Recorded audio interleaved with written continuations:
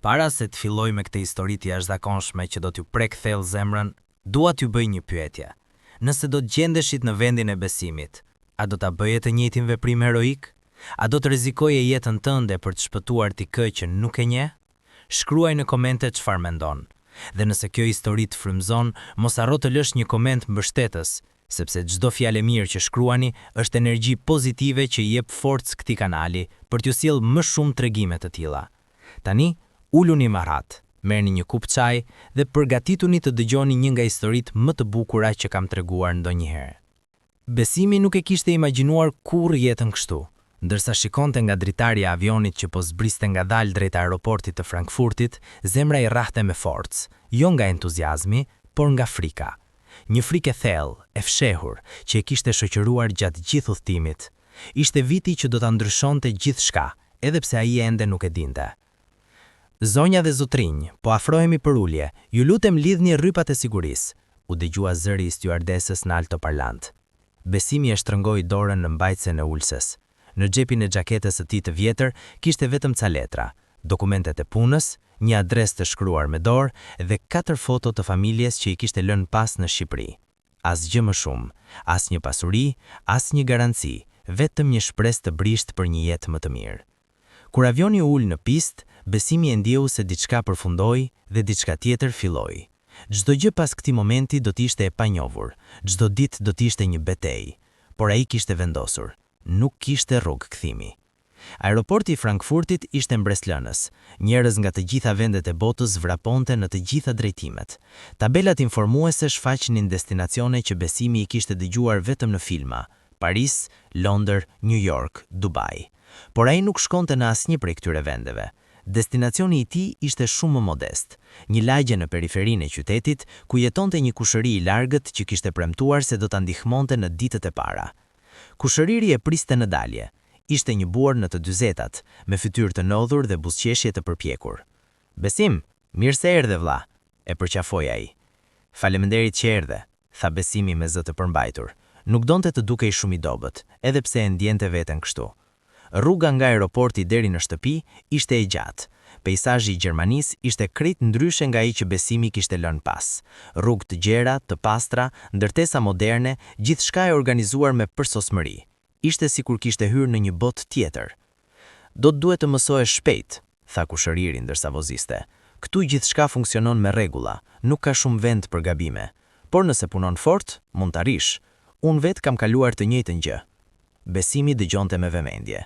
Çdo fjalë ishte një udhëzim, një hap drejt asaj që priste përpara. "Kam gjetur një dhomë për ty. Është e vogël, por e pastër. Do ta ndash me një koleg tim. Është shqiptar edhe ai, mirë njeri. Ju do të kuptoheni." Kur arritën në shtëpi, Besimi e ndjeu diçka përfundoi dhe diçka tjetër filloi. Çdo gjë pas këtij momenti do të ishte e panjohur. Çdo ditë do të ishte një betejë. Por ai kishte vendosur, nuk kishte rrugë kthimi. Aeroporti i Frankfurtit ishte mbreslënës. Njerëz nga të gjitha vendet e botës vraponte në të gjitha drejtimet. Tabelat informuese shfaqnin destinacione që Besimi i kishte dëgjuar vetëm në filma: Paris, Londër, New York, Dubai. Por ai nuk shkonte në asnjë prej këtyre vendeve. Destinacioni i tij ishte shumë më modest. Një lagje në periferinë e qytetit ku jetonte një kushëri i largët që kishte premtuar se do ta ndihmonte në ditët e para. Kushëriri e priste në dalje. Ishte një burr në të 40-tat, me fytyrë të lodhur dhe buzëqeshje të përpjekur. "Besim, mirë se erdhe vlla", e përqafoi ai. "Faleminderit që erdhe", tha Besimi me zë të përmbajtur. Nuk donte të dukej shumë i dobët, edhe pse e ndjente veten kështu. Rruga nga aeroporti deri në shtëpi ishte e gjatë. Peizazhi i Gjermanisë ishte krejt ndryshe nga ai që Besimi kishte lënë pas. Rrugë të gjera, të pastra, ndërtesa moderne, gjithçka e organizuar me përsosmëri. Ishte sikur kishte hyrë në një botë tjetër. "Do të duhet të mësohesh shpejt", tha kushëri ndërsa voziste. "Këtu gjithçka funksionon me rregulla, nuk ka shumë vend për gabime. Por nëse punon fort, mund ta rish. Unë vetë kam kaluar të njëjtën gjë." Besimi dëgjonte me vëmendje. Çdo fjalë ishte një udhëzim, një hap drejt asaj që priste përpara. "Kam gjetur një dhomë për ty. Është e vogël, por e pastër. Do ta ndash me një koleg tim. Është shqiptar edhe ai, mirë njeri. Ju do të kuptoheni." Pastrues, në një hotel. Nuk ishte ajo që kisha ndërruar, por ishte punë, dhe më dha mundësinë të mësoj gjuhën, të takoj njerëz, të krijoj lidhje. Ndonjëherë, duhet të fillosh nga poshtë për të arritur lart. Ato fjalë u ngulën thellë në mendjen e Besimit. Ndoshta ai po kërkonte shumë shpejt. Ndoshta duhej të ulej në pritje dhe të pranonte çdo mundësi që do t'i dilte përpara. Ditën tjetër, Besimi vendosi të ndryshonte qasjen. Në vend që të kërkonte punë përmes kushëririt, ai doli vetë në rrugë. Me fjalor në dorë dhe një përcaktim të ri, ai filloi të hyjë në çdo dyqan, çdo restorant, çdo zyrë që e priste. Suchen Sie Hilfe? Keni nevojë për ndihmë? Kjo ishte fjalia që kishte mësuar që mëngjesi. E përsëriste me orë të tëra, duke provuar shqiptimin, duke provuar të tingëllonte sa më i qetë dhe i respektueshëm. Shumica i thoshin jo, disa as nuk ja hapnin derën. Por Besimi vazhdoi, nga ora 8 e mëngjesit deri në ora 5 pasdite. Ai shëtiti në përlagje, kërkoi, pyeti, insistoi. Dhe pastaj, në një moment që pothuajse e kishte humbur çdo shpresë, diçka ndryshoi. Ishte një restorant i vogël italian, me një pano të vjetër dhe aroma e bukës së pjekur që dilte nga brenda. Besimi hyri me hezitim, dhe pronari, një burr italian në të 50-tat me mustaqe të trasha, e shikoi me kurreshtje. Suchen Sie Hilfe? Tha Besimi për të 100 herë atë ditë. Burri e shikoi me vëmendje, pastaj buzëqeshi lehtë. Du sprichst kein Deutsch, oder? Nuk flet gjermanisht, apo jo? Ein bisschen, përgjigji Besimi. Pak, por mësoj, shpejt. Burri e studioi për një moment, pastaj bëri një gjest me dorë që të hynte më brenda. Besimi e ndoqi, zemra ja rrahte me shpresë. Më duhet dikush për të pastruar tavolinat, për të larë pjatat, për të ndihmuar në kuzhinë. Punë thjesht, por e rëndë. Fillon herët, mbaron vonë. A je i gatshëm? Besimi me zi po besonte atë që po dëgjonte. Po, jam i gatshëm. Mirë, prov një javë. Nëse je i mirë, qëndron. Nëse jo, e di si funksionon. Faleminderit shumë. Besimi nuk arrinte të fshihte gëzimin. Kështu filloi faza e re e jetës së Besimit. Çdo mëngjes ai zgjohej në orën 5, vishte me uniformën e tij të thjeshtë dhe shkonte në restorant. Puna ishte e lodhshme, tavolina të pafundme për të pastruar, pjata për lar, dysheme për fshir. Por për Besimin ishte më shumë se punë, ishte dinjitet, ishte fillim. Muajt e parë në restorant ishin një provë vërtet për durimin dhe vendosmërinë e Besimit. Ai punonte nga mëngjesi herët deri në vonë në darkë, 7 ditë në javë, pa pushim. Duart ishin coptuar nga detergjenti, shpina i dhimbte nga përkushtimi, por ai nuk ankohej kurrë. Çdo euro që fitonte kishte vlerë sepse ishte fryt i mundimit të tij. Pronari i restorantit, zoti Mario, ishte një burr i drejtë. Edhe pse jashpër në punë, ai vlerësonte përkushtimin. Pas 2 javësh, ai e thiri Besimin në zyrën e vogël në fund të kuzhinës. Besim, po bën punë të mirë, por ka një gjë që duhet të ndryshosh, tha Mario duke ulur prapa tavolinës së tij të mbushur me fatura dhe letra. Besimi u ngushtua brenda. A kishte bërë ndonjë gabim? Duhet të mësosh më mirë gjermanishten. Klientët pyesin, ti duhet të përgjigjesh, jo vetëm të pastrosh. Kuptove?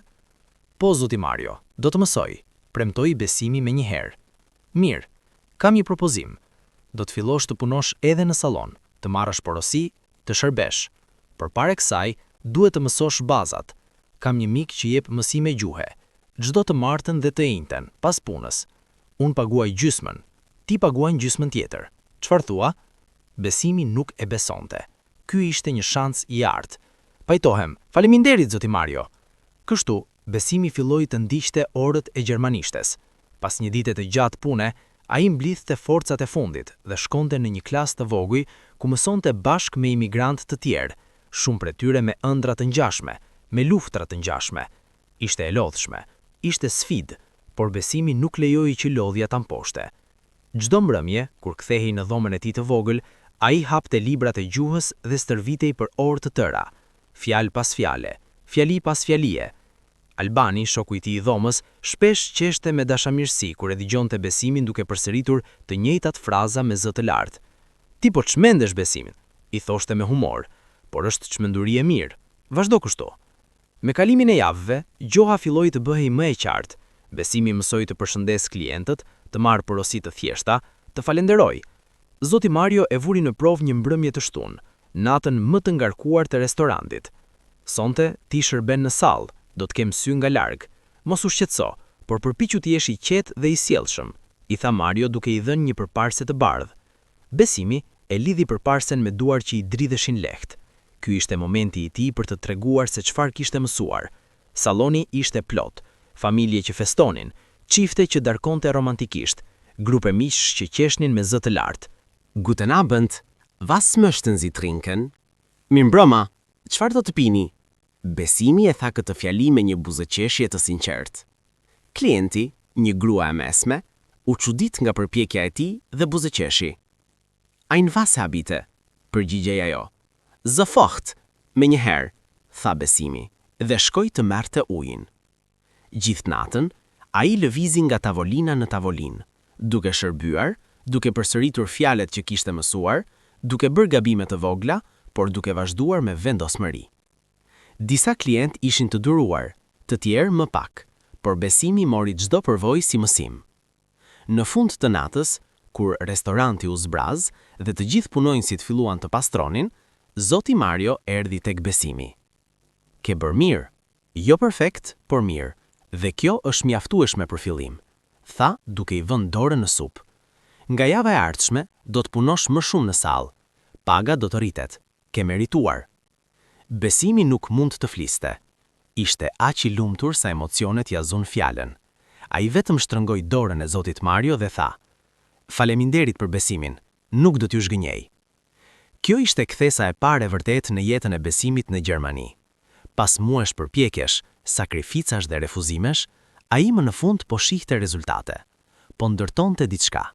Jo vetëm një karrierë, por një identitet të ri, një dinjitet të ri. Me kalimin e kohës, Besimi filloi të ndjehej më integruar në jetën e qytetit. Puna në restorant I dha jo vetëm stabilitet financiar, por edhe mundësinë të takonte njerëz të ndryshëm. Çdo ditë, ai shërbente 10 klient. Disa ishin të ftohtë dhe të largët, të tjerë të ngrohtë dhe miqësor. Besimi mësoi të lexojë njerëzit, të kuptoj se çdo person kishte një histori, një luftë, një ëndër. Një ditë në restorant, erdhi një grup të rinj shqiptar. Ishte herën e parë që Besimi dëgjonte gjuhën e tij amtare në atë hapësirë. Zemra ju ngroh menjëherë dhe shkoi tek tavolina e tyre me një buzëqeshje të gjerë. Mirëmbrëma, sa mirë që dëgjoj shqip këtu, tha ai me gëzim të sinqertë. Grupi u habit në fillim, pastaj filluan të qeshin. Ti je shqiptar? Punon këtu? Pyeti njëri prej tyre, një djalë me pamje miqësore dhe syt plot energji. Po, kam filluar kohët e fundit, kam ardhur para disa muajsh, shpjegoi Besimi. Mirë se ke ardhur vlla, unë jam Arbeni, tha djali duke I shtrirë dorën. Këta janë miqtë e mi, kemi kohë që jemi këtu, nëse ke nevojë për diçka, na thuaj. Ajo natë shënoi fillimin e një miqësie të re. Arbeni dhe miqtë e tij u bën klient të rregullt të restorantit, dhe me kalimin e kohës, Besimi u bë pjesë e grupit të tyre. Ata e ftonin në dalje, në takime, në festa. Për herë të parë që kur kishte ardhur në Gjermani, Besimi nuk ndjehej më I vetmuar. Arbeni veçanërisht u bë një mik I ngushtë. Ai kishte një personalitet të hapur, ishte I zgjuar dhe kishte një humor që e bënte çdo situatë më të lehtë. Punonte si teknician në një kompani elektrike dhe kishte arritur të stabilizohej mjaft mirë. Besim, ti je tipi që punon shumë, por ndonjëherë duhet pushosh edhe ti. Jeta nuk është vetëm punë, I thoshte Arbeni shpesh. Besimi e dinte që kishte të drejtë. Ai ishte mësuar të jetonte në një ritëm të përshpejtuar, punë, mësim, gjumë, përsëritje. Por me Arbenin dhe grupin, ai filloi të zbuloj anën tjetër të jetës në Gjermani. Ata shkonin në kinema, në koncerte, në parqe. Besimi filloi të kuptonte se integrimi nuk ishte vetëm të mësone gjuhën dhe të gjene punë, por edhe të ndërtone lidhje njerëzore, të krijone kujtime, të ndahe momente. Një fundjavë, Arbeni erdhi me një ide. Besim, nesër do të shkojmë në pishinë. Kohë e bukur, diell pritje, relaks. Do të vish? Pyeti me entuziazëm. Besimi nguroi. Kishte kohë që nuk ishte bërë diçka kaq spontane. Nuk e di, kam sa gjëra për të bërë, filloi të shpjegonte. Jo, nuk ka asnjë shfaqzim. Ti vjen. Fundaj, kur është hera e fundit që ke marrë një ditë pushimi të vërtet, hë? Insistoi Arbeni duke buzëqeshur. Besimi mendoi për një moment. Arbeni kishte të drejtë. Ai kishte nevojë për një ditë pa menduar për punën, pa mësime, pa stres. Mirë, pajtohem, do të vi, tha duke u hapur në një buzëqeshje. Kështu më pëlqen, do t'jetë një ditë e shkëlqyer, do të shohësh. Besimi nuk e dinte e ndi, por ajo ditë do t'ishte më shumë se thjesht një fundjavë relaksi. Ajo ditë do të ndryshonte rrjedhën e jetës së tij për gjithmonë. Dita e shtunë u zgjua me një diell të ngrohtë dhe një qiell pa re. Besimi u ndjej shtrirë dhe i pushuar për herë të parë prej shumë kohësh. Ai veshi një bluzë të thjeshtë, vuri një pecet plazhi në çantën e tij dhe doli nga Roma me një ndjenjë të zakonisht lehtësie. Arbeni e priste poshtë me makinën e tij, një Golf i vjetër por të mirë mbajtur. Radio grumbullonte këngë vere dhe Arbeni qeshte duke kënduar me zë. Mirëmëngjes kampion, gati për një ditë madhështore? Tha Arbeni me entuziazëm. Më mungonte kjo, tha Besimi duke ulur në sedilen e pasagjerit. Mos u çudit, ky është vetëm fillimi, do të shohësh sa mirë do ta kalojmë. Rruga drejt pishinës ishte e bukur. Kaluan përmes rrugëve të gjelbërta, fshatrave të vogla me shtëpi tradicionale gjermane dhe peizazhe që dukeshin si nga një kartë postale. Besimi shikonte nga dritarja dhe ndjente një paqe të brendshme që nuk e kishte përjetuar prej kohësh. Pishina ishte e madhe, moderne, me shumë njerëz që shijonin diellin. Kishte familje me fëmijë, çifte të rinj, grupe miq. Era e klorit përziej me aromën e kremit për diell dhe tingujt e të qeshurave krijonte një atmosferë gëzimi. Arbeni dhe Besimi gjetën 2 shezlong afër pishinës dhe ulën. Për një moment, të dy thjesht shikuan përreth dhe gëzonin atë ndjenjë lirie. Kjo është jeta, Besim. Punon fort, por gjithashtu gëzon. Balancë, tha Arbeni duke hapur një pije të ftohtë. Besimi mori një frymë të thellë. Ke të drejtë. E kisha harruar këta. Orët kalonin lehtë, notuan, qeshën, flitën për gjithçka dhe asgjë. Ishte një nga ato ditë që mbeten në kujtesë si momente perfekte. Por fati kishte plane të ndryshme. Rreth orës 3 pasdite, ndërsa Besimi ishte ulur në shezlong dhe shikonte njerëzit që notonin, vëmendja e tij u tërhoq nga një skenë e pazakontë. Një fëmijë i vogël, rreth 8 vjeç, ishte në anën e thellë të pishinës. Ai dukej se po luftonte me ujin. Krahët e tij godisin sipërfaqen në mënyrë kaotike. Besimi u ngrit drejt. Diçka nuk ishte në rregull. Arbeni, shiko atje, tha ai me shqetësim. Arbeni shikoi dhe shprehu shqetësim. Duket sikur po mbyt. Për një moment, dukej se askush tjetër nuk po vërente. Prindrit duhet të ishin diku larg. Rojat e jetës ishin të nxënë në një anë tjetër. Fëmia po fundosej. Nuk kishte kohë për të menduar. Instikti pushtoi logjikën. Besimi kërceu nga shezlongu dhe vrapoi drejt pishinës. Zemra i rrahte me fuqi. Adrenalina e pushtoi trupin. Pa hezitim, ai u hodh në ujë. Uji ishte i ftohtë, por Besimi nuk e ndjeu. I gjithë fokusi i tij ishte tek fëmia. Ai notoi me shpejtësi drejt tij, duke goditur ujin me forcë. Fëmia kishte filluar të fundoset më thellë. Mos u frikso, po vi, bërtiti Besimi, edhe pse nuk ishte i sigurt nëse fëmia mund ta dëgjonte. Kur arriti tek ai, Besimi e kapi nga pas dhe e mbajti mbi ujë. Fëmia po mbytej, trupi i tij ishte i rëndë dhe i palogjikshëm nga paniku. Besimi luftoi për të mbajtur kokën e tij jashtë ujit, ndërsa notonte drejt anës. Qetësohu, je në rregull, je në rregull, përsëriste Besimi duke u përpjekur ta qetësojë fëmijën. Njerëzit rreth pishinës filluan të kuptojnë se diçka po ndodhte. Britma dhe thirrje u përhapën. Rojtarët e jetës vrapuan. Arbeni ishte pranë skajit të pishinës, gati ta ndihmojë. Kur Besimi arriti në skajin e pishinës, dora e Arbenit u zgjat për ta ndihmuar. Së bashku, ata e nxorën fëmijën nga uji. Fëmia kollitte dhe merrte frymë me vështirësi, por ishte gjallë. Një grua e re me flokë të gjata bjonde vrapoi nga turma duke bërtitur. Lukas, Lukas, djali im. Ajo u gjunjëzua pranë fëmijës, lotët rrjedhin përmes fytyrës së saj. Një burr i gjatë me pamje autoritare dhe të shqetësuar erdhi menjëherë pas saj. Çfarë ndodhi? Çfarë ndodhi? Pyeti burri me panik. Një nga rojtarët u përpoq të shpjegojë. Fëmia juaj po mbytej. Ky i ri e shpëtoi.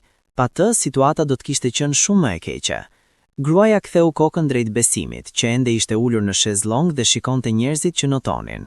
Sytë e saj ishin plot mirënjohje dhe lot. Ju e shpëtuat djalin tim. tha ajo me zë të thyeshëm nga emocioni.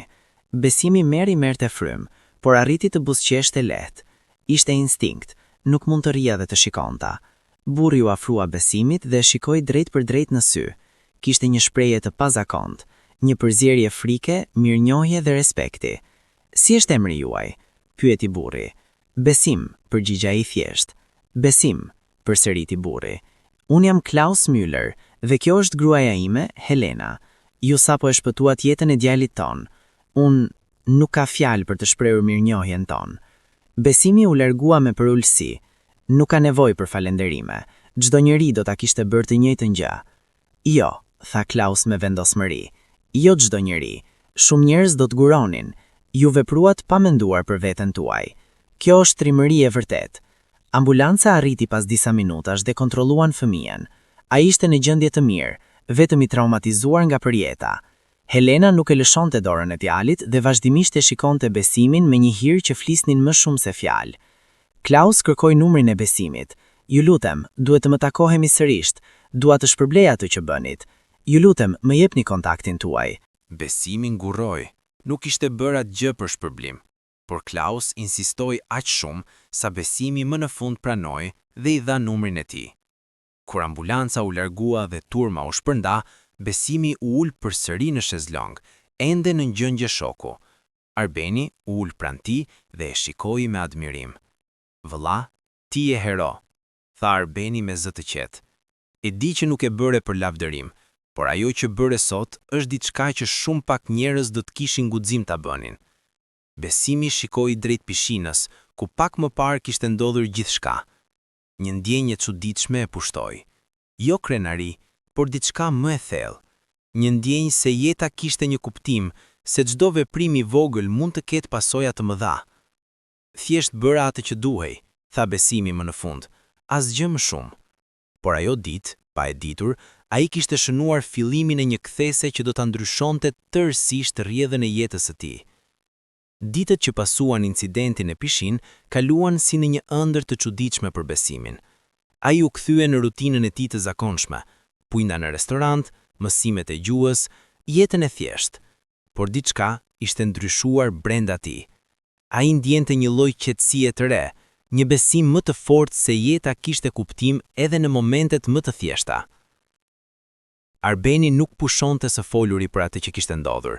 Çdo herë që takoheshim, ai i kujtonte Besimit se sa hero ishte, se sa njerëz do të kishin frikë të vepronin ashtu. Vëlla, ti nuk e kupton ende sa i madh ishte ai veprim. Ai fëmijë mund të kishte vdekur, dhe ti, pa menduar as për një sekond, e shpëtove. Kjo është diçka që do të mbetet përgjithmonë, i thoshte Arbeni me admirim të sinqert. Besimi vetëm buzëqeshte dhe ndryshonte temën. Nuk donte të bëhej qendra e vëmendjes. Për të, ajo që kishte bërë ishte thjesht një veprim njerëzor, asgjë më shumë, asgjë më pak. Por kthesa e vërtet erdhi një mbrëmje, rreth një javë pas incidentin. Besimi ishte në restorant duke pastruar tavolinat pas një dite të gjatë pune, kur telefoni i tij u dridh në xhep. Nuk priste telefonata, thuajse askush nuk e telefononte përveç Arbenit ose kushëririt. Mori telefonin dhe pa një numër të panjohur. Ngurroi për një moment, pastaj u përgjigj. Alo? Besim, këtu është Klaus Müller. Mbani mend, nga pishina. Zëri në anën tjetër ishte i qetë, por plot me një ngrohtësi të veçantë. Besimi u ngrit drejt, befasuar. Po, natyrisht që kujtoj. Si është djali juaj? Shpresoj se është mirë. Lukas është perfekt. Fal jush. Kemi folur shumë për ju këtë ditë. Helena dhe unë nuk mund të pushojmë së menduarit për atë që bët. Dhe dua t'ju takoj sërisht nëse ju e lejon. Ka diçka që dua të diskutoj me ju. Besimi ndjeu një ndjenjë kurioziteti, por edhe paksa shqetësimi. Sigurisht mund të takohemi, por vërtet nuk ka nevojë për asgjë. Unë thjesht, ju lutem, ndërpreu Klaus. Kjo është shumë e rëndësishme për mua.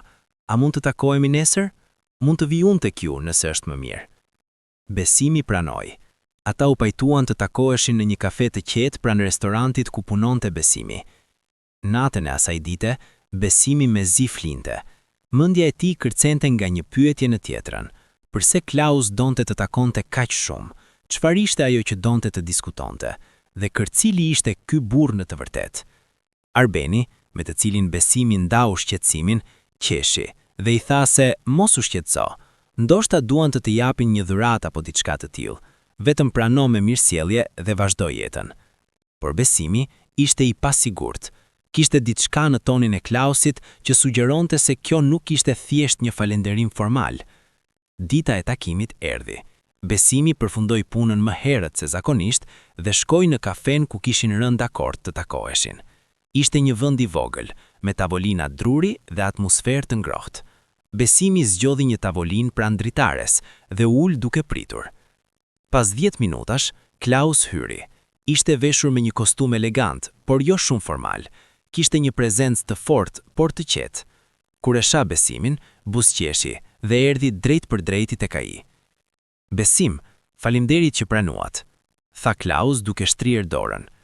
Nuk ka për çfarë, tha Besimi duke u ngritur dhe ja shtrënguar dorën. Ata u zulën dhe porositën kafe.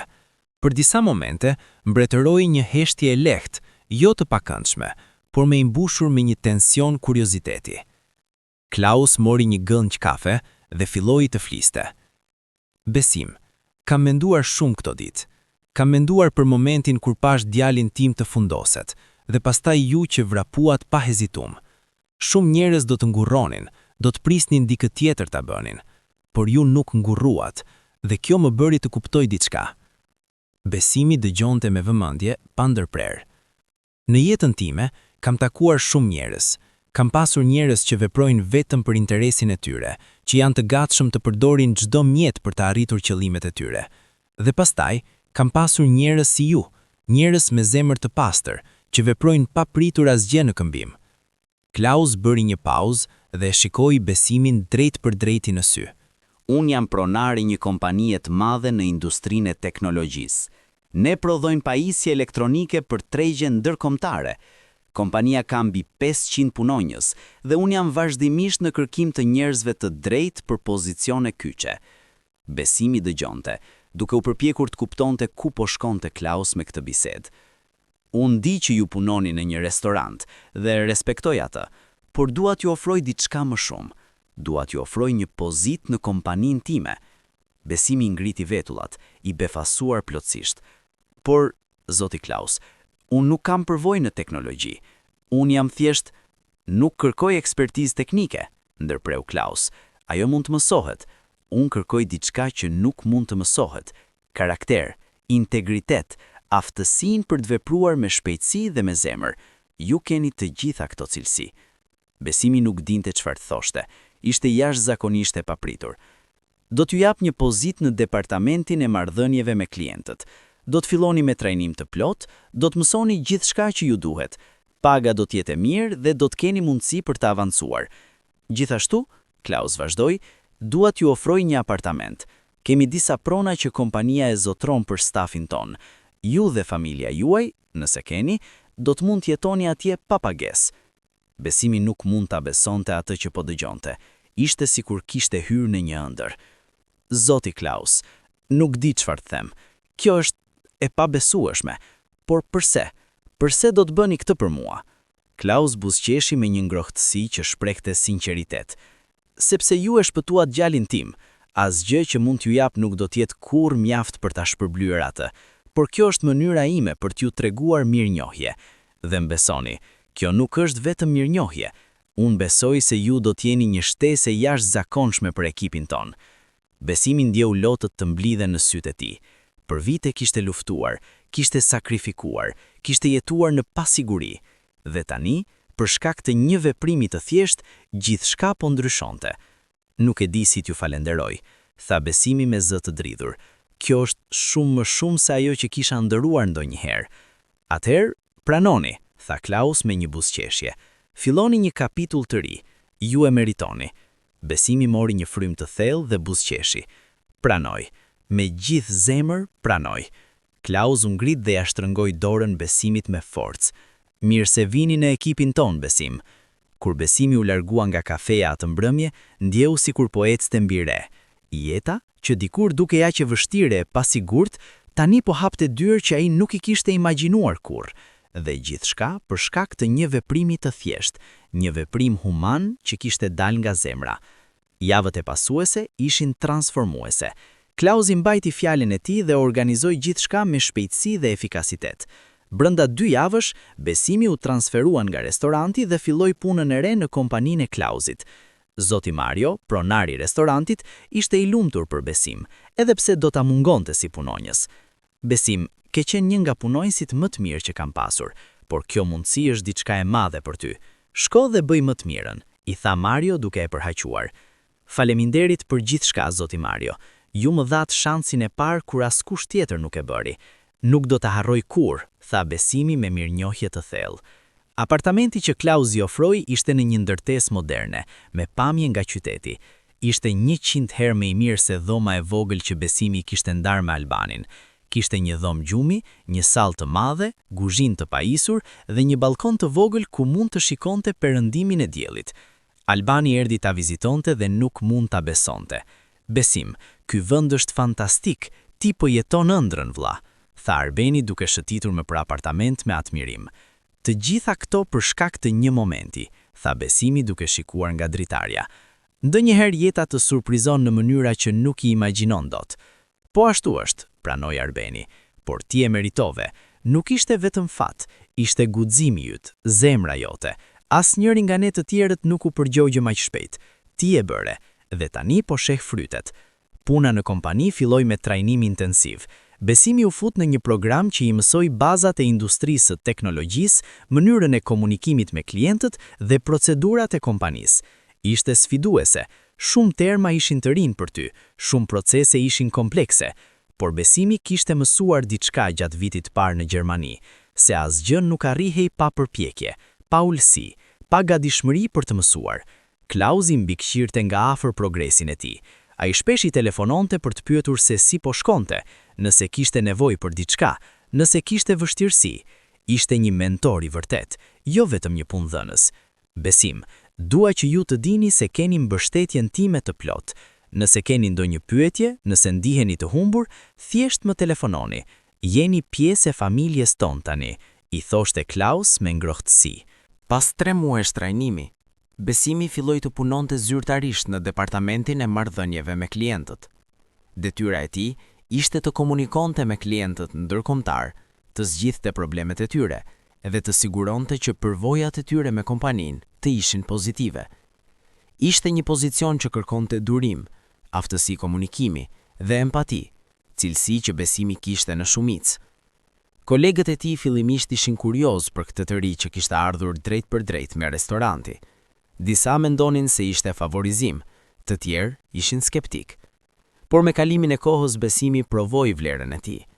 Ai punonte më shumë orë se të tjerët, mësonte më shpejt dhe trajtonte çdo klient me respekt dhe vëmendje.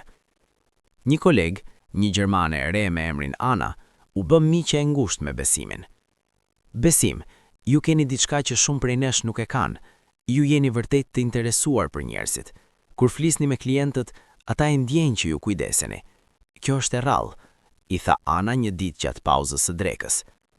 Faleminderit Ana, unë vetëm përpiqem të bëj punën time sa më mirë, tha Besimi me përullësi. Jo, është më shumë se kaq. Ju keni zemër, dhe në biznes kjo është më e çmueshme se çdo diplomë universitare. Me kalimin e muajve, Besimi filloi të ndjehej më i integruar jo vetëm në punë, por edhe në shoqërinë gjermane.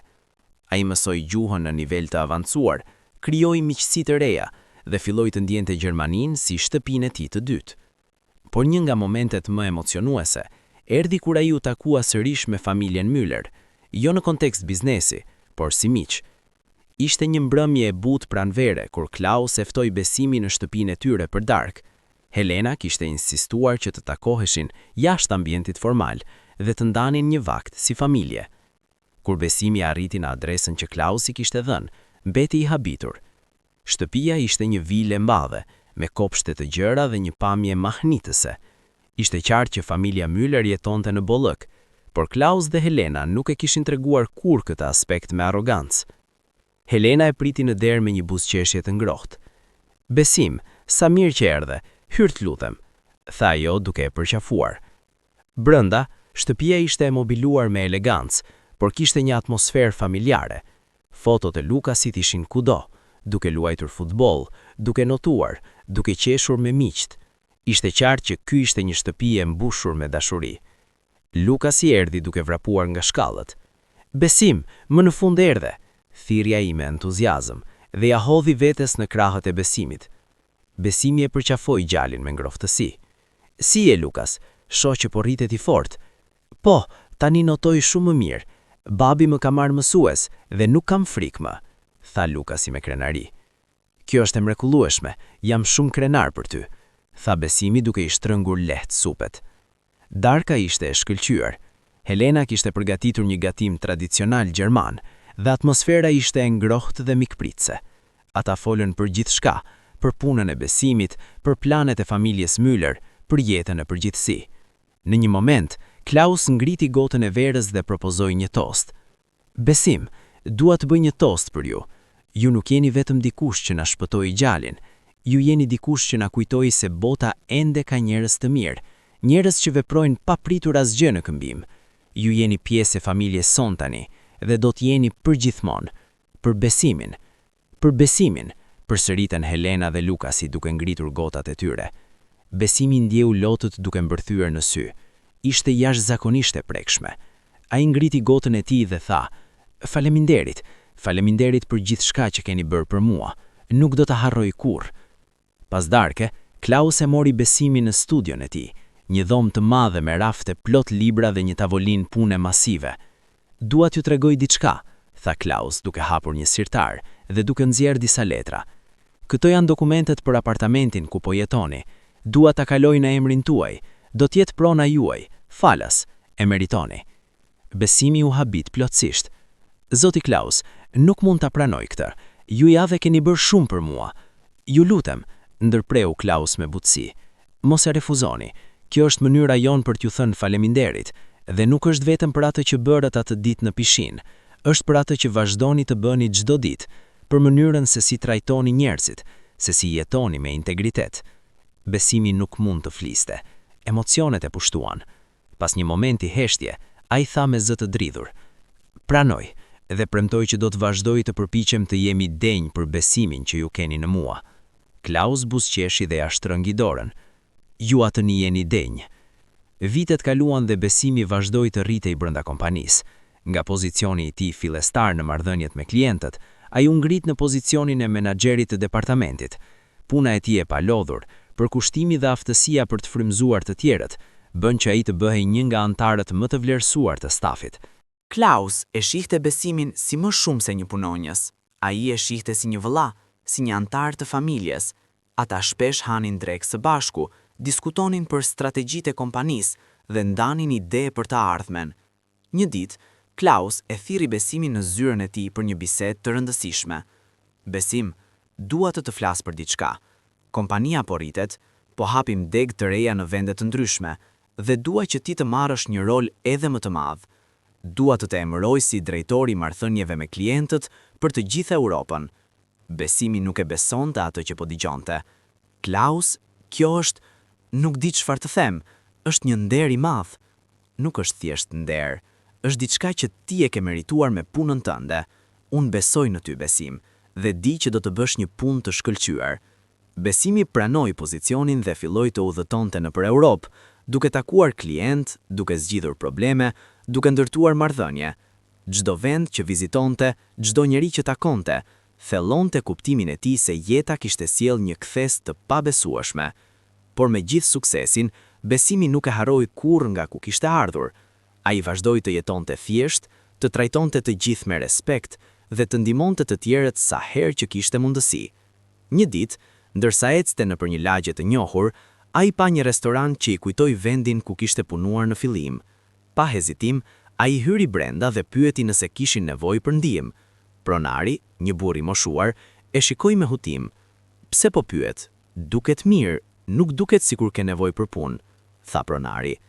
"Nuk kam nevojë", tha Besimi me një buzëqeshje, "por dua të ndihmoj. Dikush më dha një shans kur askush tjetër nuk e bëri. Tani dua të bëj të njëjtën gjë për dikë tjetër." Pronari u prek nga fjalët e Besimit dhe e ftoi brenda për të folur. Ata diskutuan dhe Besimi ofroi të financonte trajnimin e 2 emigrantëve të rinj që kishin ardhur kohët e fundit në qytet dhe po kërkonin punë. Kjo bëhej një zakon për Besimin. Ai krijoi një fond të vogël personal për të ndihmuar emigrantët e rinj, duke i lidhur me mundësi pune, duke paguar për kurse gjuhe, duke ofruar këshilla dhe mbështetje. Ishte mënyra e tij për t'i kthyer mirësinë që kishte marrë. Një ditë, ndërsa Besimi po shëtiste nëpër qytet, ai dëgjoi një zë të njohur. Besim? Besim, je ti? Ai u kthye dhe pa kushëririn e tij, të njëjtin që e kishte pritur në aeroport vite më parë. Ishte plakur pak, por buzëqeshja e tij ishte e njëjtë. Kushëriri, sa kohë? Thirri Besimi dhe përqafoi me ngrohtësi. Kam dëgjuar për ty, Besim. Gjithi flasin për suksesin tënd. Jam kaq krenar, tha kushëriri me sy plot emocione. Asgjë nuk do të ishte mundur pa ty, tha Besimi me sinqeritet. Ti më dhe shansin e parë. Më prite në aeroport kur askush tjetër nuk do ta bënte. Më gjete dhomë, më ndihmua të gjeja punë. Ti je arsyeja pse jam këtu sot. Kushëriri shtrongji supet e Besimit. Ti bëre gjithçka vet, Besim. Ti vetëm hape derën. Ti ishe ai që hyri dhe luftoi. Ata shkuan në një kafene dhe biseduan për orë të tëra. Kushëriri i tretui për jetën e tij, për familjen e tij, për sfidat që kishte hasur. Besimi dëgjonte me vëmendje dhe në fund ofroi ta ndihmonte. Dua të ofroj një pozicion në kompani. Kemi nevojë për njerëz të mirë dhe ti je një nga më të mirët që njoh. Çfarë thua? Kushëriri u habit, por pranoi me mirënjohje. Besim, ti ke një zemër ari. Faleminderit. Nuk ka përse. Kjo është e më e pakta që mund të bëj. Me kalimin e viteve, historia e Besimit u bë një frymëzim për shumë njerëz. Kompania Müller filloi të përdorte historinë e tij si shembull të vlerave të tyre: humanizëm, guxim, integritet. Klaus shpesh e ftonte Besimin të fliste në eventet e kompanisë për të ndarë historinë e tij dhe për të frymëzuar të tjerët. Në një nga këto evente, para qindra punonjësve dhe partnerëve biznesi, Besimi u ngrit në skenë dhe filloi të fliste. Kam ardhur në Gjermani me asgjë përveç një shpresë të vogël dhe një zemër të gatshme për të punuar. Nuk e dija se çfarë do të më priste, nuk e dija nëse do të arrija, por e dija një gjë, se nuk do të dorëzohesha. Salla ishte krejtësisht e heshtur.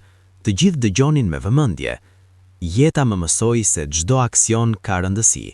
Çdo moment ku zgjedhim të ndihmojmë dikënd, çdo moment ku zgjedhim të bëjmë të drejtën, mund të ndryshojë gjithçka. Unë nuk e shpëtova Lukasin për shpërblim. E bëra sepse ishte e drejta, por ajo vepër e thjesht hapi derë që nuk i kisha imagjinuar kurrë. Ai bëri një pauzë dhe e shikoi nëpër sallë. Nëse ka një mesazh që dua t'ju lë, është ky: mos nënvlerësoni fuqinë e mirësisë, mos nënvlerësoni impaktin që ju mund të keni në jetën e dikënd tjetër. Çdo njeri në këtë sallë ka mundësi të bëjë diçka të mrekullueshme, vetëm duhet të ketë guximin për ta bërë. Kur Besimi përfundoi, salla shpërtheu në duartrokitje. Njerëz qanin, të tjerë buzëqeshnin, të gjithë ishin të prekur. Klaus ngrit dhe përqafoi Besimin me ngrohtësi. Faleminderit, Besim. Jo vetëm për atë që bëre për djalin tim, por për atë që vazhdon të bësh çdo ditë, për të na kujtuar se çfarë do të thotë ti jesh njeri i mirë. Me kalimin e viteve, Besimi nuk e harroi kurrë vendin e tij të lindjes. Ai mbante kontakte të rregullta me familjen në Shqipëri, dërgonte para për t'i ndihmuar dhe u ndërronte një ditë të kthehej për t'i vizituar. Ai kthim, më në fund ndodhi. Pas 5 vitesh në Gjermani, Besimi mori pushim dhe vendosi të kthehej në Shqipëri për të parë familjen. Kur avioni u ul në aeroportin e Tiranës, Besimi ndjeu një përmbytje emocioni. Kjo ishte toka ku kishte rritur, vendi që e kishte formuar. Ishte ndryshuar shumë që kur kishte ikur, por rrënjët e tij ishin ende këtu. Familja e priti me lotë dhe përqafime. Nëna e tij nuk pushoi se qaruri. Babai i tij e shtrëngoi fort, motrat dhe vëllezërit i rrotulloheshin përreth. Ishte një moment që Besimi nuk do ta harronte kurrë. Djali im, sa na ke munguar, tha nëna e tij me zë të thyeshëm. Edhe mua më keni munguar shumë, tha Besimi duke i fshirë lotët, por jam këtu tani dhe kam shumë për t'ju treguar. Ato ditë në Shqipëri ishin plot emocione. Besimi i tregoi familjes për jetën e tij në Gjermani, për përpjekjet, për sukseset, për historinë me Lukasin. ata dëgjonin me admirim dhe krenari. Por Besimi nuk erdhi vetëm për të vizituar. Ai kishte një plan. Me paratë që kishte kursyer, ai donte të ndihmonte komunitetin e tij. Ai investoi në shkollën lokale, duke bler libra dhe pajisje të reja. Ai ndihmoi familje të varfra duke paguar arsimin e fëmijëve të tyre. Ai krijoi një program të vogël trajnimi për të rinj që donin të migronin, duke i pajisur me aftësi dhe njohuri që do të nevojiteshin. Dua që të rinjt tanë të kenë mundësi më të mira se sa kisha unë kur ika, shpjegoi Besimi në një takim me komunitetin. Dua që ata të dinë se mund të arrijnë, pavarësisht se nga vinë. Komuniteti e mirëpriti me entuziazëm. Besimi u bë një hero lokal, jo për suksesin e tij personal, por për mënyrën se si po e përdorte atë sukses për të ndihmuar të tjerët. Kur Besimi u kthye në Gjermani, ai erdhi me një ndjenjë përmbushje të thellë. Kishte lidhur rrënjët me të kaluarën dhe kishte ndihmuar ata që e kishin nevojë. Por jeta kishte akoma surpriza në rezervë. Një ditë, Klausi e thirri në zyrën e tij me një shprehje serioze. Besim, ka diçka që duhet të diskutojmë. Ulu, të lutem. Besimi ul, duke u bërë pak i shqetësuar nga toni serioz i Klausit. Ka menduar shumë kohët e fundit për të ardhmen e kompanisë, filloi Klausi. Unë nuk jam më i ri, dhe Lukas i shtende shumë i vogël për të marrë përgjegjësi të mëdha. Kam nevojë për dikë që mund të besoj plotësisht, dikë që e kupton vizionin tim, dikë që ka vlerat e drejta. Besimi dëgjonte me kureshtje, duke u pyetur ku po shkonte kjo bisedë. Dua të të emëroj si zëvendës president të kompanisë, tha Klausi drejt për drejt. Besimi mbeti i ngrirë, nuk mund ta bisonte atë që kishte dëgjuar. Klaus, nuk e di çfarë të them, kjo është e jashtëzakonshme, por a je i sigurt, ka shumë njerëz më të kualifikuar. Jo, ndërpreu Klausi me vendosmëri. Nuk ka askënd që e meriton më shumë se ti. Ti ke treguar çdo ditë se çfarë personi je. Ke punuar nga bosh të lartë, ke ndihmuar të tjerët, ke jetuar me integritet. Ti je personi i duhur për këtë rol. Besimi nuk mund ta mbante veten. Lotët filluan të rrithnin. Faleminderit Klaus, nuk e di si të shpreh mirënjohjen time. Nuk ka nevojë, tha Klausi duke buzëqeshur. Ti e ke treguar çdo ditë. Emërtimi i Besimit si zëvendës president ishte një moment historik për kompaninë. Punonjësit e prisnin lajmin me entuziazëm. Shumica e tyre e dinin historinë e Besimit dhe respektonin thellësisht. Ana, kolega jo e vjetër, erdhi ta uronte me lot në sy. Besim, je shembulli më i mirë se puna e palodhur dhe karakteri i mirë shpërblehen. Jam kaq krenar për ty. Faleminderit Ana. Asgjë nga kjo nuk do të ishte mundur pa mbështetjen e njerëzve si ti. Me kalimin e viteve, Besimi vazhdoi të udhërhesh me integritet dhe vizion. Në ndrejtimin e tij të Klausit, kompania u rrit edhe më shumë, duke hapur deg në vende të reja dhe krijuar mijëra vende çpune. Por më rëndësishmja, Besimi krijoi një kulturë kompanie që vlerësonte njerëzit, jo vetëm si punonjës, por si individ me ëndra, me familje, me sfida. Ai krijoi programe mbështetëse për imigrantët, programe trajnimi për të rinjt që donin të migronin, duke i pajisur me aftësi dhe njohuri që do t'u nevojiteshin. Dua që të rinjt tanë të kenë mundësi më të mira se sa kisha unë kur ika, shpjegoi Besimi në një takim me komunitetin. Dua që ata të dinë se mund të arrijnë, pavarësisht se nga vinë. Një ditë, një gazetar lokal erdhi për të intervistuar Besimin për një artikull mbi historitë e suksesit e emigrantëve. Zoti Besim, si e shpjegoni suksesin tuaj të jashtëzakonshëm? Pyeti gazetari. Besimi mendoi për një moment, pastaj tha: Nuk mendoj se është thjesht suksesi im. Është rezultati i ndihmës që kam marrë nga njerëz të mirë përgjatë rrugës, nga kushëriri që më priti në aeroport, nga zoti Mario që më dha punën e parë, nga Klaus që më besoi. Jeta nuk është luftë individuale, është një udhëtim ku ndihma e të tjerëve bën gjithë ndryshimin. Dhe çfarë këshille do t'u jepni të rinjve që po fillojnë tani? Pyeti gazetari. Do t'u thoja 3 gjëra, tha Besimi duke numëruar me gishta. E para, mos u dorëzoni kurrë, pavarësisht se sa e vështirë duket. E dyta, trajtoni çdo njeri me respekt dhe mirësi. Kurrë nuk e dini se si një veprim i vogël mund të ndryshojë një jetë. Dhe e treta, kur të arrini suksesin, mos e harroni se nga keni ardhur. Përdorni suksesin tuaj për të ndihmuar të tjerët. Ato fjalë u publikuan në gazetë dhe u bën virale në internet. Njerëz nga e gjithë bota filluan të shkruanin mesazhe për Besimin, duke e falenderuar për frymëzimin, duke ndarë historitë e tyre të ngjashme. Besimi lexoi çdo mesazh me vëmendje. Çdo histori e prekti, çdo fjalë ngrohtë të zemrën, dhe ai kuptoi se misioni i tij nuk ishte thjesht të arrinte suksesin personal, por të frymëzonte të tjerët të bënin të njëjtën gjë. Një ditë pranvere, Klaus organizoi një ceremoni të veçantë në selinë qendrore në kompanisë. Ishte ftuar stafi i plot, partnerët e biznesit dhe disa personalitete të njohura nga komuniteti. Besimi nuk e dinte se çfarë po ndodhte. Klaus thjesht I kishte thënë se ishte një event kompanie dhe se prania e tij ishte e detyrueshme. Kur Besimi arriti në sallën e madhe të konferencave, u habit nga numri I njerëzve. Ishin qindra persona, të gjithë të veshur formalisht. Klaus u ngrit në skenë dhe filloi të fliste. Të dashur miq, koleg, partner, sot jemi mbledhur këtu për një arsye të veçantë. Sot duam të nderojmë dikë që ka qenë frymëzim për të gjithë ne. Besimi ndjeu zemrën duke rrahur më shpejt. Kishte një ndjenjë se diçka e madhe po ndodhte. Para disa vitësh, një njeri me zemër të pastër shpëtoi jetën e djalit tim. Ai nuk e bëri për famë, për shpërblim apo për njohje. E bëri sepse ishte e drejta. Ai njeri është Besim. Salla shpërtheu në duar trokitje. Besimi ndjeu lotët duke mbërthyer. Që atëherë, Besim ka qenë më shumë se një punonjës. Ai ka qenë një shembull, një mentor, një antar I familjes. Dhe sot, dua të njoftoj se Besim do të bëhet partner I plot në këtë kompani. Ai do të zotërojë një pjesë të rëndësishme të kompanisë dhe do të ketë rol vendimtar në drejtimin e saj. Salla e tërë u ngrit në këmbë dhe duar trokiti. Besimi nuk mund ta besonte. Ishte një moment që te I kalonte çdo ëndër që kishte pasur ndonjëherë. Klaus e thirri në skenë. Besimi u ngrit me këmbë që I dridheshin dhe shkoi drejt Klausit. Ata u përqafuan fort dhe turma vazhdoi të duar trokis. Klaus I dha mikrofonin Besimit. Për një moment, Besimi nuk e dinte se çfarë të thoshte. Ishte kaq I mbushur me emocion sa fjalet nuk I vinin.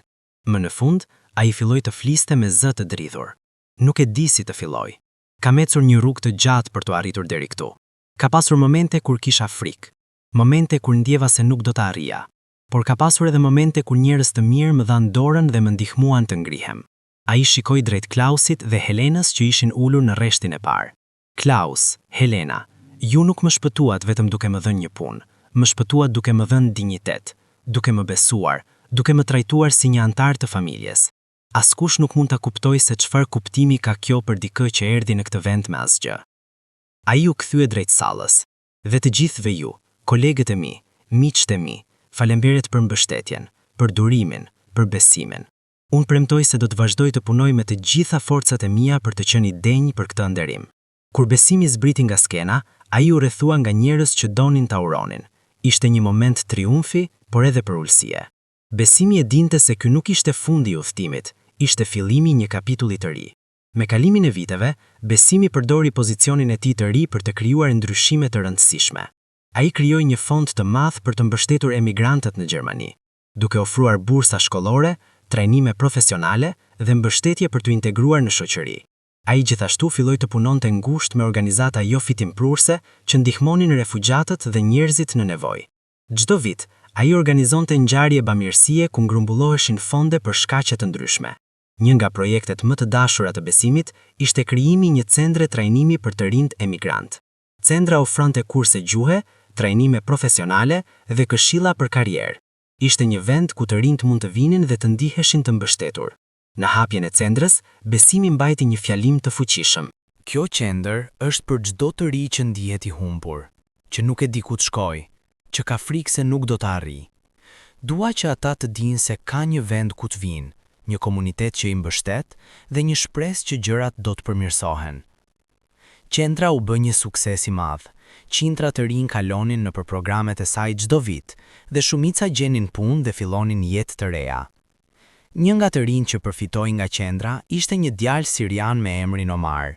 Ai kishte ardhur në Gjermani si refugjat, pa familje, pa mbështetje. Qendra e Besimit I dha atij gjithçka që kishte nevojë: trajnim, këshilla dhe më e rëndësishmja, besim.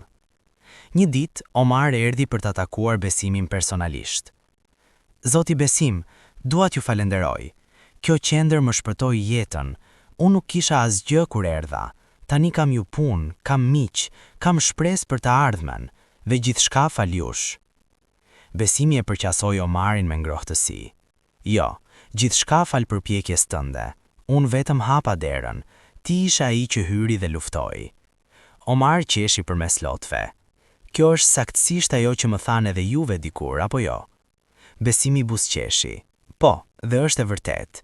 Ne të gjithë kemi nevojë për dikë që të na hap derën, por në fund ne jemi ata që duhet të ecim përmes saj. Me kalimin e viteve, Besimi ndërtoi një jetë të plotë dhe kuptim plote. Ai krijoi familje, u martua me një grua të mrekullueshme që e mbështeste në çdo hap dhe patën 2 fëmijë të bukur që i mësoi vlerat e punës së palodhshme dhe mirësisë. Familja Müller dhe familja e Besimit mbetën të afërt. Lukas dhe familjet e Besimit u rritën si kushërinj, duke luajtur së bashku, duke festuar së bashku, duke ndarë jetën. Klaus, që tani ishte në pension, shpesh thoshte se takimi me Besimin kishte qenë një nga bekimet më të mëdha të jetës së tij.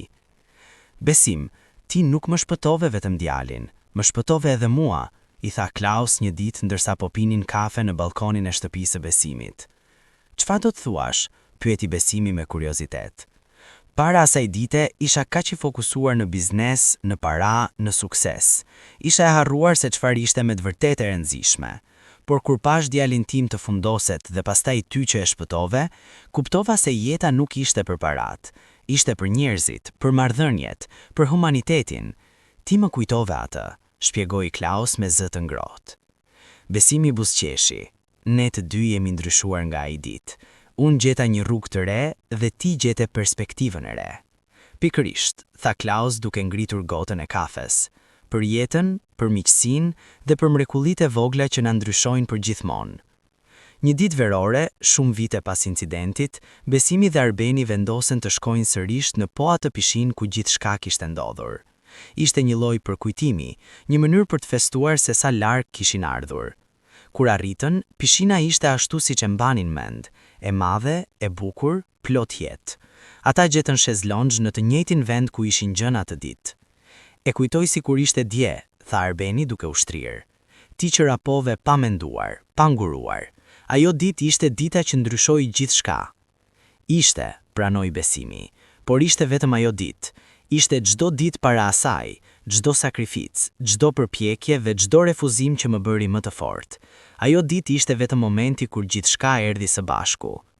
Ndërsa po flisnin, një grua ju afua me hezitim. Më falni, a jeni ju Besim? Pyeti ajo me hezitim. Besimi u ngrit nga shezlongu. Po, jam unë. Si mund t'ju ndihmoj? Unë jam Elena, punoj këtu si rojtare e jetës. Kam dëgjuar historinë tuaj. Çdo staf i ri që vjen këtu e mëson atë si pjesë të trajnimit. Ju jeni shembulli jon i asaj që do të thotë të veprosh shpejt dhe me guxim. Besimi u prek thellë. Faleminderit Elena. Nuk e dija se historia ishte bërë pjesë e trajnimit. Jo vetëm këtu, ka shkuar në të gjithë rrjetin e pishinave në vend. Ju jeni frymëzim për të gjithë ne. Kur Elena u largua, Arbeni i tha Besimit duke i qeshur. Sheh, ndikimi yt shkon më larg se sa mendon. Ti nuk ndryshove vetëm jetën e Lukasit, apo jetën tënde. Ndryshove mënyrën se si njerëzit mendojnë për guximin dhe përgjegjësinë. Besimi shikoi përreth pishinës, duke parë familjet që shijojnë ditën, familjet që luajnë, rojtaret që mbikëqyrin me vëmendje. Dhe ai ndjeu një ndjenjë thellë kënaqësie, jo për atë që kishte fituar personalisht, por për ndikimin që kishte pasur në jetën e të tjerëve. Vite më vonë, Besimi u ftuar për të folur në një konferencë të madhe ndërkombëtare për imigracionin dhe integrimin.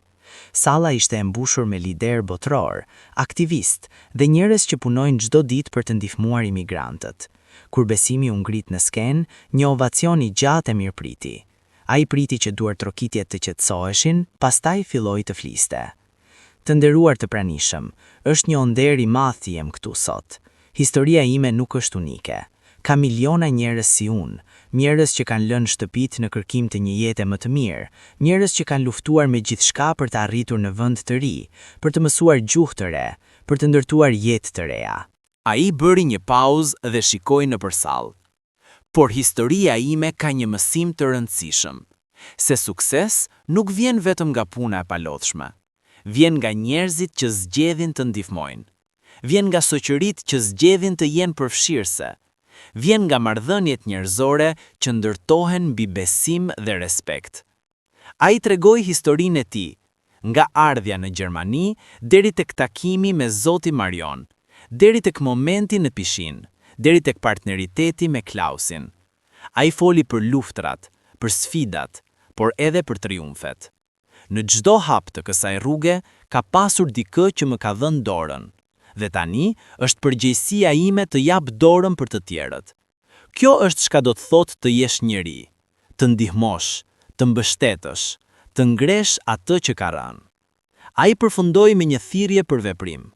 Nëse jeni lider, krijoni mundësi për emigrantët. Nëse jeni punëdhënës, jepini shans dikujt që ka nevojë. Nëse jeni qytetar i zakonshëm, tregoni mirësi ndaj atyre që janë të rinj në vendin tuaj. Çdo veprim i vogël ka rëndësi. Çdo dorë e shtrirë mund të ndryshojë një jetë. Kur besimi përfundoi, salla shpërtheu në duartrotje që zgjati minuta të tëra. Njerëzit qanin, të tjerët buzëqeshnin, të gjithë ishin të prekur nga fjalët e tij. Pas konferencës, qindra njerëz erdhën për ta takuar Besimin, për t'i shtrënguar dorën, për ta përqafuar. Çdo njeri kishte një histori për të ndarë, një falënderim për të shprehur. Një grua e re me lot në sy i tha: "Historia juaj më dha shpresë. Unë kam ardhur këtu si refugjate dhe ndonjëherë ndihem e humbur, por tani di se nëse vazhdoj të përpiqem, mund të arrij." Besimi e përqafoi gruan. "Do të arrish, beso në veten dhe mos u dorëzo kurrë." Shumë vite më vonë, Besimi u ul në balkonin e shtëpisë së tij duke shikuar perëndimin e diellit. Ishte një mbrëmje e qetë, me erë të butë verore. Pranë tij ishin fëmijët e tij tani të rritur dhe niberit e nipat e vegjël që luanin në obor. Klaus kishte vdekur disa vite më parë, por trashëgimia e tij jetonte përmes kompanisë dhe përmes marrëdhënies që kishte ndërtuar me Besimin. Lukas, që tani drejtonte një pjesë të kompanisë, vazhdonte të mbante vlerat që babai i tij kishte mbjell. Helena vizitonte shpesh, dhe ajo dhe gruaja e Besimit kishin bërë miqësi të thellë. "Besim, a e kupton sa shumë ke arritur?" e pyeti gruaja e tij një mbrëmje. Besimi buzëqeshi. "Ndonjëherë po, ndonjëherë jo, por çfarë e di me siguri është se çdo gjë që kam arritur ka qenë fal njerëzve të mirë që kam takuar përgjatë rrugës." "Ti je shumë i përulur," tha gruaja e tij buzëqeshur, "por edhe ky është një nga arsyet pse të dua." Besimi e shikoi familjen e tij, fëmijët që qeshin, niberit që luan, gruan e tij që buzëqeshte. Kjo ishte ajo që kishte ëndërruar kur ishte ardhur në Gjermani me asgjë në duar. Jo parat, jo pozicioni, por një familje, një komunitet, një jetë të plot me dashuri dhe kuptim. "E dini çfarë?" tha Besimi duke u ngritur dhe duke u afruar tek fëmijët që luanin. "Historia e jetës sime nuk është vetëm për mua. Është për të gjithë ata që nuk dorëzohen, që vazhdojnë të besojnë dhe që zgjedhin të bëjnë të drejtën edhe kur është e vështirë." Ai mori në krah njërin nga niberit dhe e rrotulloi: "Fëmia qeshi me gëzim. Dhe do t'ju mësoj këtë edhe juve, që të mos harroni kurrë nga kemi ardhur, që të ndihmoni gjithmonë ata që kanë nevojë dhe që të jetoni me zemër të hapur." Perëndimi i dievit ngjyros qiellin me ngjyra rozë dhe portokalli. Ishte një fund i bukur i ditës, por edhe një simbol i diçkaje më të madhe, se çdo fund është një fillim i ri, se çdo vështirësi është një mundësi për të rritur, se çdo veprim i mirë ka pasoja që shkojnë më larg se sa mund ta imagjinojmë. Historia e Besimit nuk ishte thjesht një tregim për sukses. Ishte një tregim për humanizëm, për sakrificë, për forcën e marrëdhënieve njerëzore. Ishte një kujtesë se pavarësisht nga vjen, çfarë ke kaluar, gjithmonë ka shpresë. Dhe mesazhi i tij do të vazhdojë të frymëzojë brezat e ardhshëm, se mirësia shpërblehet, se guximi ka vlerë dhe se çdo njeri ka mundësi të bëjë diferencë në jetën e dikujt tjetër. Dhe në atë moment, Besimi buzëqeshi duke e shikuar fundin e ditës si një krenari për jetën e tij të plot dhe dimquri të jetës së tij. Të pëlqej kjo histori e Besimit? Më trego në komente. A do ta bëje ti të njëjtin veprim heroik? Çfarë të mësoj kjo histori? Dhe mos harro të lësh një koment mbështetës nëse u frymëzua.